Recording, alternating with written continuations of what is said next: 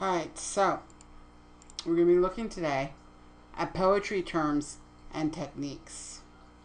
So you think you know all about poetry. Well, let's see how much you do know. And yes, of course, you should be taking some notes and will appear in a test or at least in some quizzes. Alright, so types of poetry. There are the narrative poetry, and a narrative poem is one that tells a story. Types of narrative poems include ballads and epics. Lyric poem, a highly musical verse that expresses emotions of the speaker. Common types are sonnets, odes, free verse and elegies, and dramatic poem. A dramatic poem is a verse that relies heavily on dramatic elements such as monologue or dialogue.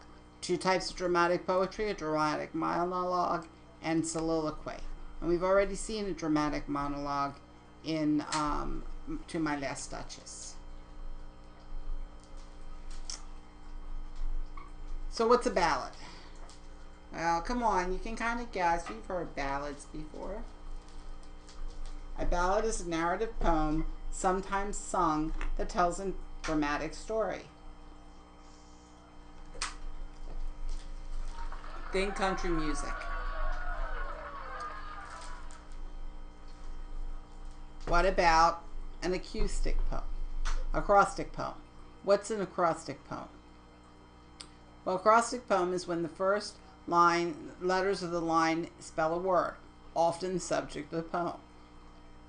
Another very incredibly intelligent, intuitive, Xena-type warrior princess teacher with an attitude.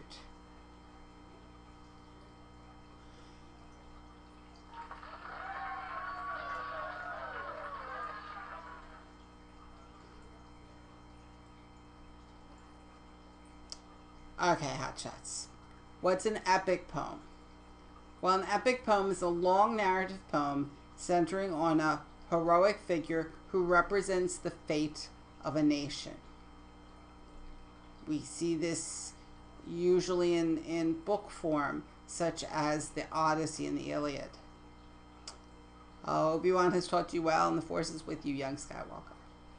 So a concrete poem is written in the shape that adds meaning to the poem. So you can actually visually see a shape in the poem's writing. A little too easy? Define free verse. Free verse is poetry with no set rhythm or rhyme.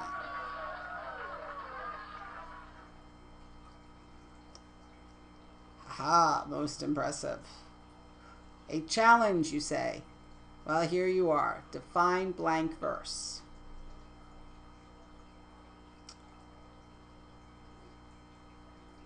Got it?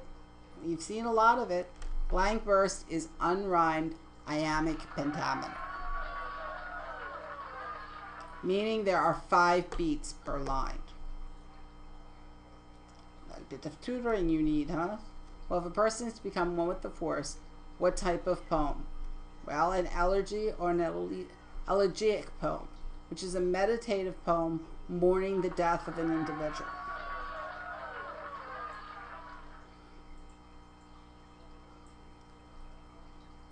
What is a dramatic monologue? A soliloquy? Well, they are poems in which a character addresses an audience. And I'm actually going to back up because my thing's getting too big, too fast. Sorry about that. So, a fictional character, a dramatic monologue is a fictional character. Sorry. Addresses a particular audience which is identifiable but silent. A soliloquy is a form of... That's really weird. Sorry, a dramatic monologue that the speaker is alone, revealing thoughts. See if you can get this clue. The next poem rhymes with the last word in the above sentence. It originates in an archipelago famous for natural disasters, especially tsunamis and earthquakes. Can you figure it out? Haiku.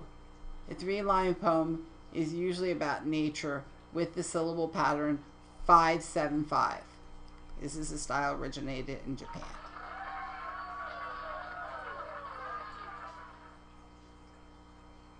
Alright, poetic geniuses.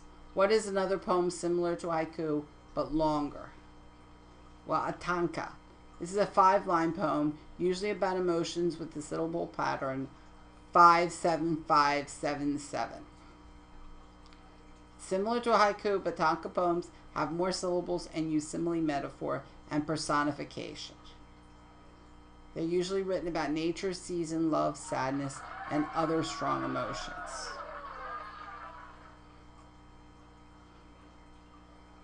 Okay, see if you can get this one. A meditation or celebration of a specific subject. Well,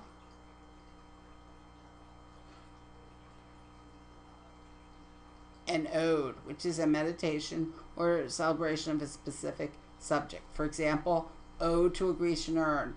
What leaf-fringed legend haunts thy shape, and deities or mortals or both, in Tempe in the dales of Arcadia? What men or gods are these? What maidens loft? What mad pursuit? What struggle to escape? What pipes and trembles? What wild ecstasy? Describing what's going on the vase.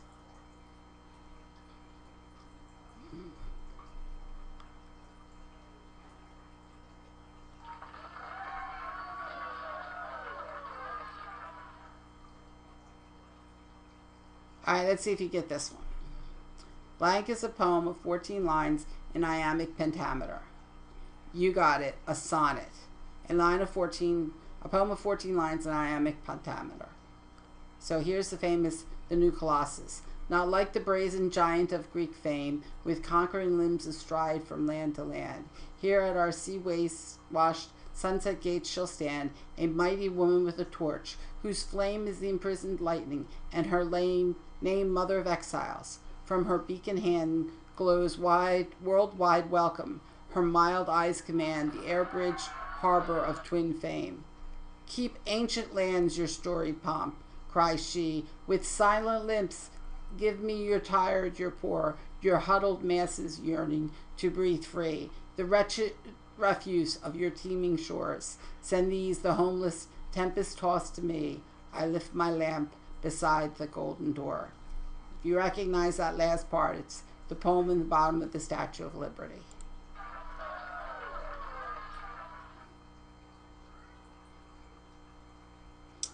And of course we have the Shakespearean sonnets, which are also a sonnet form. Oops.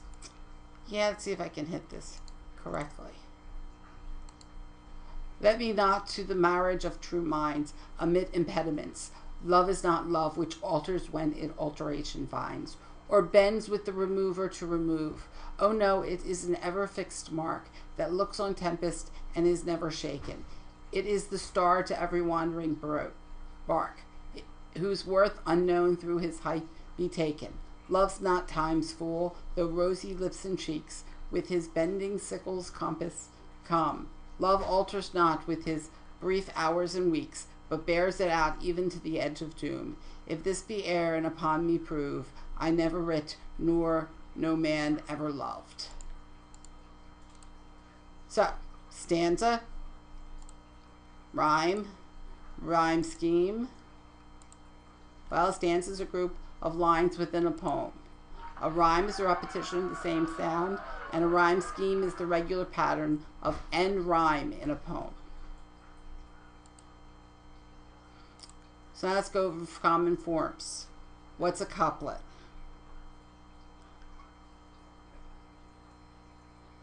Couplet is 2 lines of poetry that usually rhyme.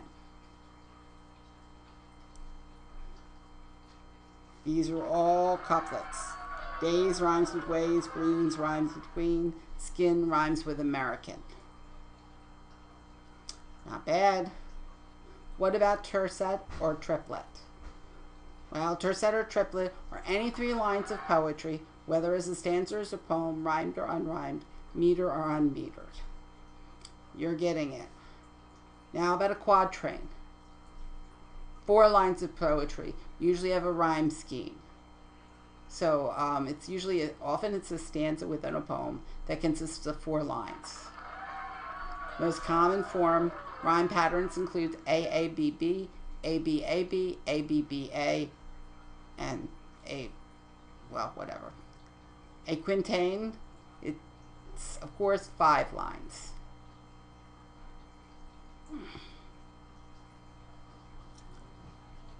And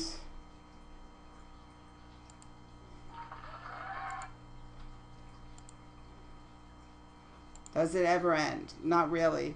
A sestet is 6 lines. A heptatich is 7 lines. An octave is 8 lines. So again, a sestet, 5 lines. So rhyme. End rhyme using rhyming words at the end of lines. Okay, how about alliteration and consonants? Alliteration is a repetition of initial consonant sounds. Sometimes some students decide to stand instead of sitting, to speak when someone is speaking, and simply act silly. Consonance is the same consonant sound. And you can see the S's and the N's in the end of these.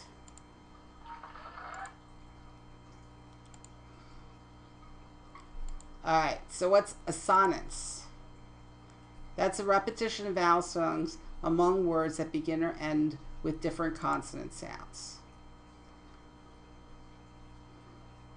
How now, brown cow. Hear the mellow wedding bells. Meter and rhythm, that's the movement and pattern of a poem. A metrical verse follows a set rhythmical pattern. Free verse does not. A meter of a poem is its rhythmic pattern. English verse is usually made up of rhythmic units called feet. A foot is made up of weakly stressed and strongly stressed syllables. Poetry has feet? Yes. Most famous is an iamb, which is unstressed and, oops, let me go back.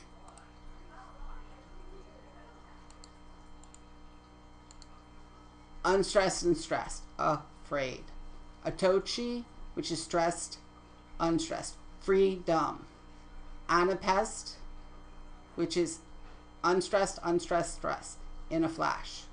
Ditactyl, stressed, unstressed, unstressed. Feverish. Spondy or spondaic, too stressed. Puree, unstressed, unstressed. How many feet does your poem have? Well, monometers 1 foot, a dimeters 2 feet, trimeters 3 feet, tetrameters 4 feet, pentameter, which is pentameter, which is our most famous one, is 5 feet, and hexameter is 6 feet. Iambic pentameter is, oops, I really have this timing off here. 10 syllables with 2nd, 4th, 6th, 8th, and 10th syllables accented. Shakespeare's most famous for writing in it. Techniques of poetry include meaning, image, language which creates a concrete representation of an object or an experience. Objective correlation, that's a group of images that together create a given emotion in a reader or listener. Figure of speech or trope is an expression that has more than a literal meaning. Hyperbole is an exaggeration made for rhetorical effect.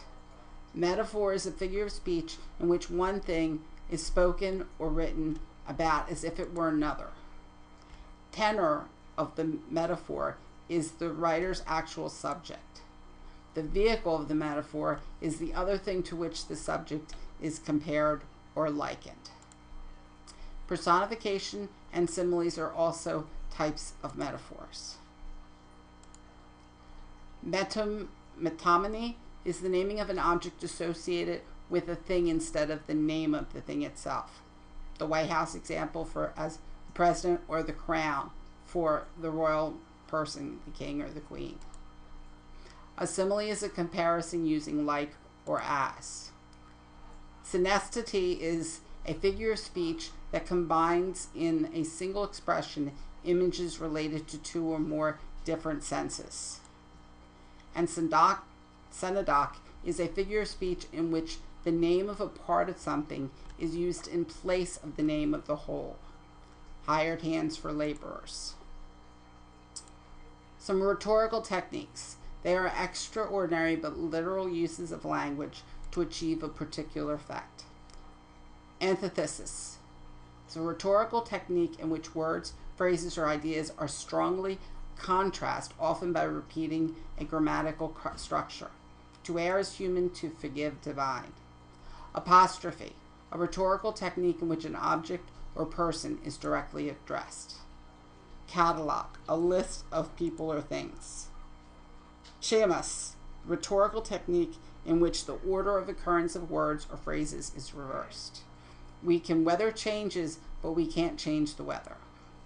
Parallelism, a rhetorical technique in which a writer emphasizes the equal value or weight of two or more ideas by expressing them in the same grammatical form, as with the phrase, with hope, with joy, and with love. Repetition, writers' consistent reuses of sound, a word or phrase, sentence, or other element. A rhetorical question is a question asked for effect, but not asked to be answered because the answer is clear from the context. Allegory is a narrative in prose or verse in which abstract ideas, principal human values, or states of mind are personified. The purpose of an allegory is to illustrate the significance of the idea by dramatizing them. Parable and fables are kinds of allegories, which we talked about in fiction. Come here. Allusion. Come here. Dad, do you have to? Yeah, I can. A reference to a historical event, to biblical, mythological, or literal characters and incidents with which the reader is assumed to be familiar. Allusion may, with a few words, enrich or extend the meaning of a phrase, an idea, or an image. Allusion may also be used for ironic effect. In this poem, Robert Frost expects the reader to recall from Macbeth's final soliloquy the line, out, out, brief candle. So there are lots of examples of that. Ambiguity denotes uncertainty in meaning. And connotation are feelings or attitudes or images associated with a word or expression. Connotations can be positive or negative. A denotation, that's when a word usually names, identifies, or points to something. It's sometimes referred to as the dictionary definition. This is never going to end. Figurative language, that's the intentional or imaginative use of words and comparisons that are not literal, but that create original, vivid, and often unexpected images and associations.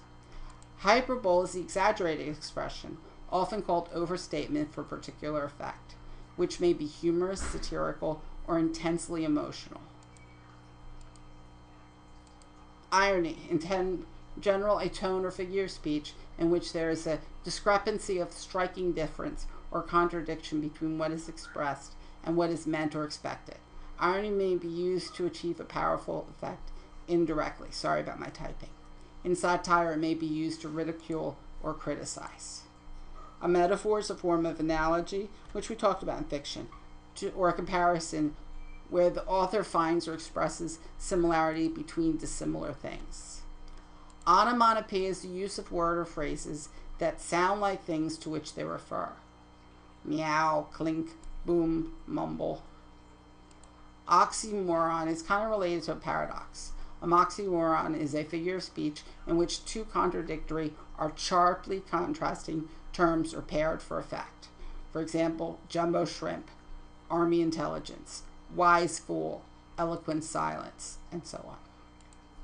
A paradox is an expression of situations whose literal statement is contradictory.